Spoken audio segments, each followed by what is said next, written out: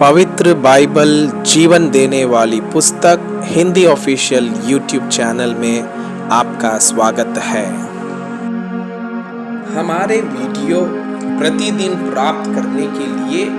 कृपया हमारे चैनल को सब्सक्राइब करें और नोटिफिकेशन आइकॉन भी दबाएं।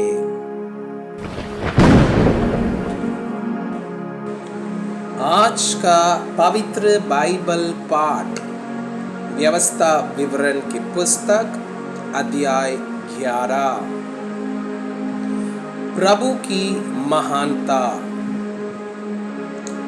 इसलिए तू अपने परमेश्वर यहोवा से अत्यंत प्रेम रखना और जो कुछ उसने तुझे सौंपा है उसका अर्थात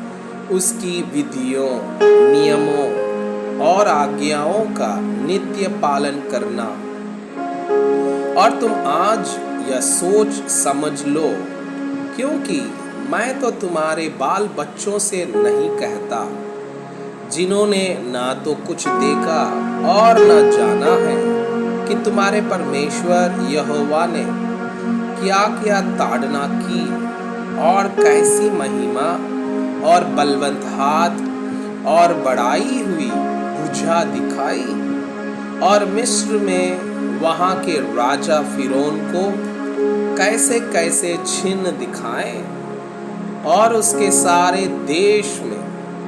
कैसे कैसे चमत्कार के काम किए। और उसने मिस्र की सेना के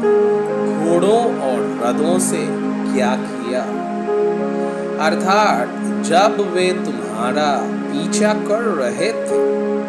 तब उसने उनको लाल समुद्र में डुबाकर किस प्रकार नष्ट कर डाला कि आज तक उनका पता नहीं। और तुम्हारे इस स्थान में पहुंचने तक उसने जंगल में तुमसे क्या क्या किया, और उसने रूबेनी एलीआब के पुत्र दातान और अबीराम से क्या क्या किया, अर्थात पृथ्वी ने अपना मुंह पसार के उनको घरानों और डेरों और सब अनुचरों समेत सब इस्राएलियों के देखते देखते कैसे निगल लिया। परंतु यहोवा के इन सब बड़े बड़े कामों को तुमने अपनी आंखों से देखा है।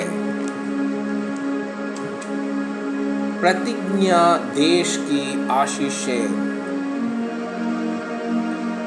इस कारण जितनी आज्ञाएं मैं आज तुम्हें सुनाता हूं उन सबों को माना करना, इसलिए कि तुम सामर्थी होकर उस देश में जिसके अधिकारी होने के लिए तुम पार जा रहे हो प्रवेश करके उसके अधिकारी हो जाओ, और उस देश में बहुत दिन रहने पाओ, जिसे तुम्हें और तुम्हारे वंश को देने की शपथ यहोवा ने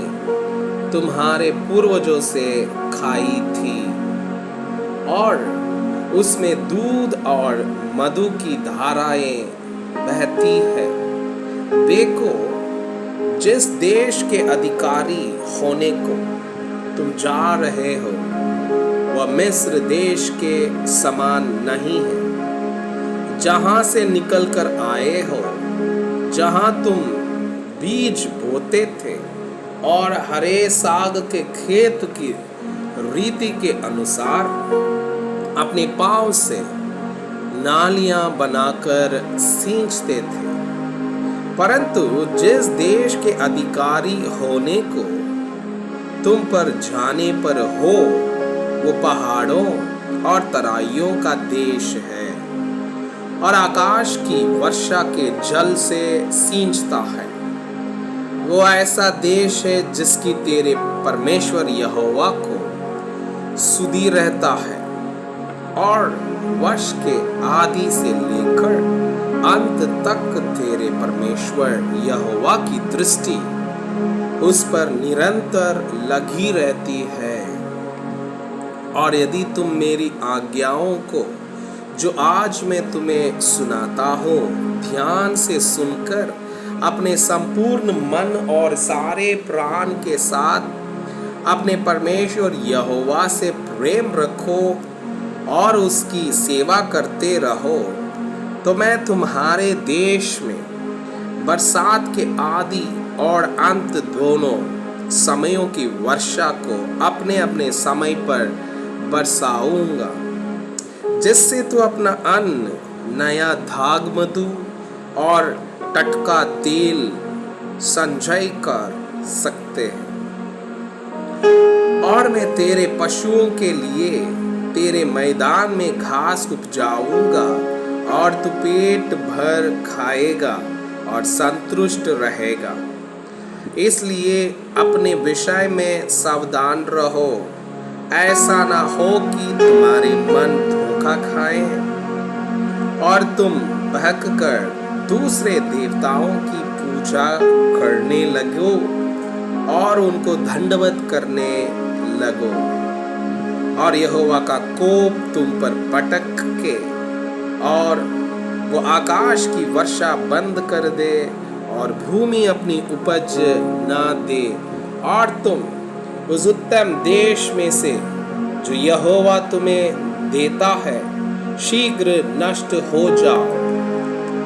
इसलिए तुम मेरे ये वचन अपने अपने मन और प्राण में धारण किए रखना और चिन्ह के रूप में अपने हाथों पर बांधना, और वे तुम्हारी आंखों के मध्य में ठीके का काम दे। और तुम घर में बैठे मार्ग पर चलते लेटते उठते इनकी चर्चा करके अपने बच्चों को सिखाया करना और इन्हें अपने अपने घर के चौखट के बाजुओं और अपने फाटकों के ऊपर लिखना, इसलिए कि जिस देश के विषय यहोवा ने तेरे पूर्वजों से शपथ खाकर कहा था कि मैं उसे तुम्हें दूंगा, उसमें तुम और तुम्हारे बच्चे दीर्घायु हो, और जब तक पृथ्वी के ऊपर का आकाश बना रहे तब तक वे भी बने रहे। इसलिए यदि तुम इन सब आज्ञाओं के मानने में जो मैं तुम्हें सुनाता हूँ पूरी चौकसी करके अपने परमेश्वर यहोवा से प्रेम रखो और उसके सब मार्गों पर चलो और उससे लिपटे रहो, तो यहोवा उन सब जातियों को तुम्हारे आगे से निकाल डालेगा और तुम अपने से बड़ी और सामर्थी जातियों के अधिकारी हो जाओगे। जिस जिस स्थान पर तुम्हारे पांव के तलवे पड़े वे सब तुम्हारे ही हो जाएंगे, अर्थात जंगल से लबनोन तक और परात नामक महानद से लेकर पश्चिम के समुद्र तक तुम्हारी सीमा होगी। तुम्हारे सामने कोई भी खड़ा ना रह सकेगा, क्योंकि जितनी भूमि पर तुम्हारे पांव पड़ेगा उस सब पर रहने वालों के मन में तुम्हारा परमेश्वर यहोवा अपने वचन के अनुसार तुम्हारे कारण उनमें डर और तरतराहट उत्पन्न कर देगा। सुनो, मैं आज के दिन तुम्हारे आगे आशीष और शाप दोनों रख देता हूँ, अर्थात यदि तुम अपने परमेश्वर यहोवा की इन आज्ञाओं को जो मैं आज तुम्हें सुनाता हूँ मानो तो तुम पर आशीष होगी, और यदि तुम अपने परमेश्वर यहोवा की आज्ञाओं को नहीं मानोगे और जिस मार्ग की आज्ञा में आज सुनाता हूँ उसे तज कर दूसरे देवताओं के पीछे हो लोगे जिन्हें तुम नहीं जानते हो, तो तुम पर शाप पड़ेगा। और जब तेरा परमेश्वर यहोवा तुझको उस देश में पहुंचाए जिसके अधिकारी होने को तू जाने पर है, तब आशीष गरिज्जीम पर्वत पर से और शाप एबाल पर्वत पर से सुनाना। क्या वे यर्दन के पार सूर्य के अस्त होने की ओर अराबा के निवासी कानानियों के देश में गिलगाल के सामने मोरे के भांज वृक्ष के पास नहीं है? तुम तो यर्दन पार इसी लिए जाने पर हो कि जो देश तुम्हारा परमेश्वर यहोवा तुम्हें देता है उसके अधिकारी हो जाओ, और तुम उसके अधिकारी होकर उसमें निवास करोगे। इसलिए जितनी विधियां और नियम मैं आज तुमको सुनाता हूँ, उन सबों के मानने में चौकसी करना। मैं आपसे यह अनुरोध करता हूँ कि कृपया आज का बाइबल पाठ को अध्ययन करें और जिन वचनों के द्वारा आप प्रभावित हुए उसे अपने कॉपी में लिखें और आज दिन भर इस वचनों को अपने जीवन में अभ्यास करें। परमेश्वर चाहता है कि आप उनके समान सिद्ध और पवित्र बन जाएं। परमेश्वर आपको बहुताई से